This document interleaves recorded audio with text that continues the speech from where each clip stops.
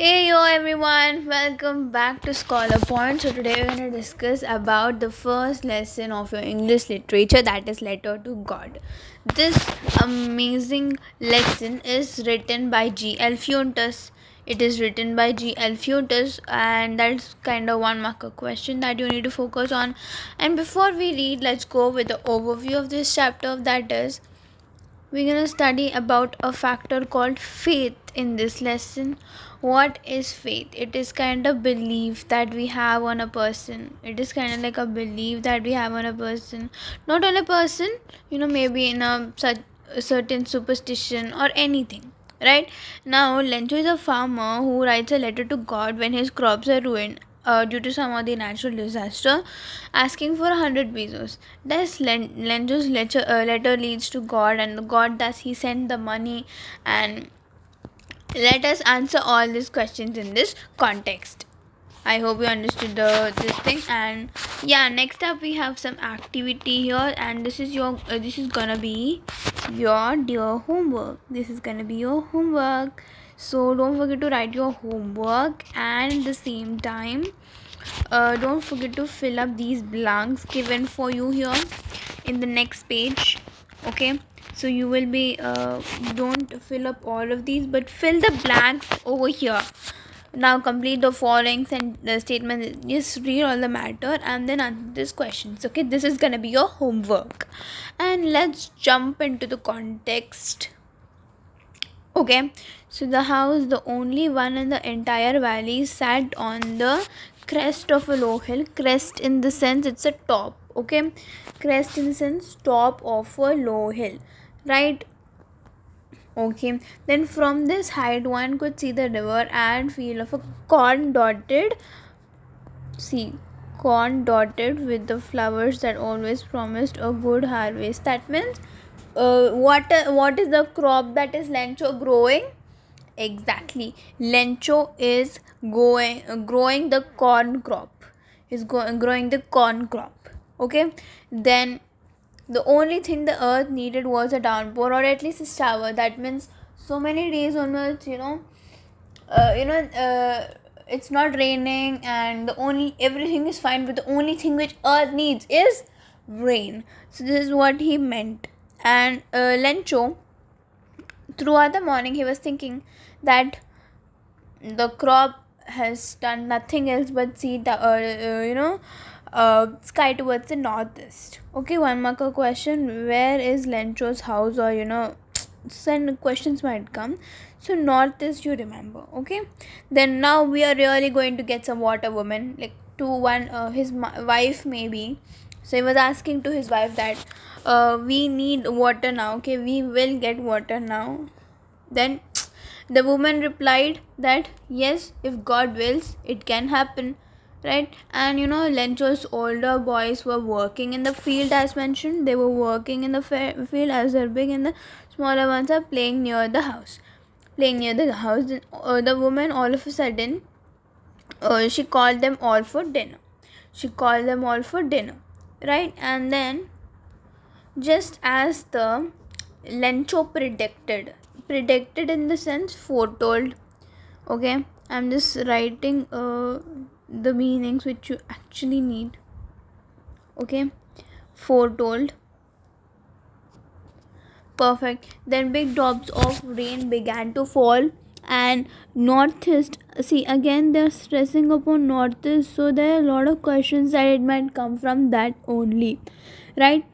And then the clouds are seen approaching, and the air was fresh and sweet. Air was fresh and sweet, and the man went out for no reason other than to have a pleasure of the feeling. See, again, one question will come like this: that why did Lencho go out on the rain? To have the pleasure of the rain on this body. And then here some better, one kind of comparison he does. See, the big drops of water are 10-cent pieces according to him, and the small drops are 5 cents. Cents in the sense they are a kind of currency. Okay, this is a currency itself. We say a rupee and paisa, right? There cents and dollars it will be. Okay, cents and dollars it will be. Now with a satisfied expression on his face, what happened? With a satisfied expression on his face, he regarded the field of ripe corn with its flowers draped in a curtain of rain. But suddenly, what happened? Yes, a strong wind began to blow, and all along with the rain, very large hailstones are formed. Hailstones mean the sense, big ice stones. Basically, you can call them big ice stones. You can call them. Okay, so now he compared them with silver coins, right? He compared them with silver coins. See, if you can see here, he compared the raindrops with 10 cents and 5 cents. Here again he's comparing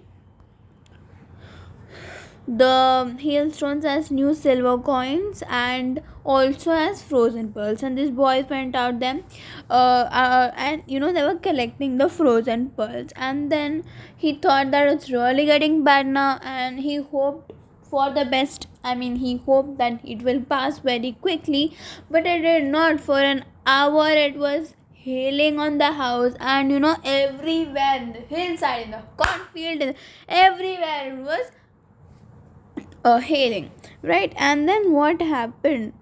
Once the hail stopped, it was like the field was completely white, as if covered with salt. See how many comparison words he is using. For the big drops he's using 10 cents and 5 cents, and for the hailstones he's using silver coins and frozen pearls. And for again, here you see, field was white as if covered with salt. Here again one, see, not a leaf remained on the trees. The corn was totally destroyed. Lencho's soul was filled with sadness when the storm has passed. He stood in the middle of the field and he said to his sons that a plague of locusts would have left more than this. See, children, what are locusts in this sense? Locusts are, kind of insects which, fly in big groups. Okay? And they eat the crops and destroy them. In Hindi we say them tidde, right? So yeah,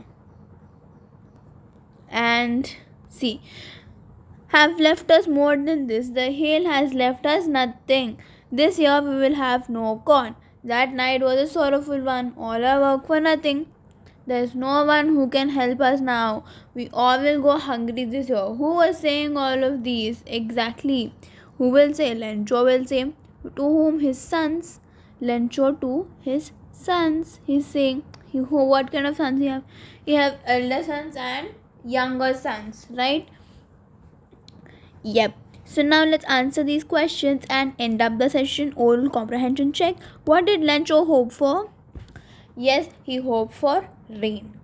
And then why did Lencho say the raindrops were like new coins? Because the more the rain, he compared it with them. Because if it rains and the field, the field grows really well, and then what comes? Obviously money comes. So that's why it's kind of like a metaphor that you can say that he is using here, the author. And he compared the raindrops with the new coins, right? And then the next question, that is, how did the rain change? What happened to Lencho's field? Rain changed from pleasant rain to hailstorm. It changed from pleasant rain to hailstorm. But in the hearts of all who lived in, okay. And then what happened to Lencho's field? It got totally destroyed. Destroyed, right? And what were Lencho's feeling when the hail stopped? This is gonna be your homework question. Fourth question is gonna be your homework question. What's gonna be your homework question? Exactly, fourth question. So don't forget to comment the answer in the comment box below. And yep, and I will see you in the next lesson, and I will finish off the next part, right? And we will also go through some of the extra ones, like what you call them, the thinking about the text and all the bits at the back side. Okay, I hope you really love this session, and I will see you all in the next session. And don't forget to like, share and subscribe to our channel. Thank you so much.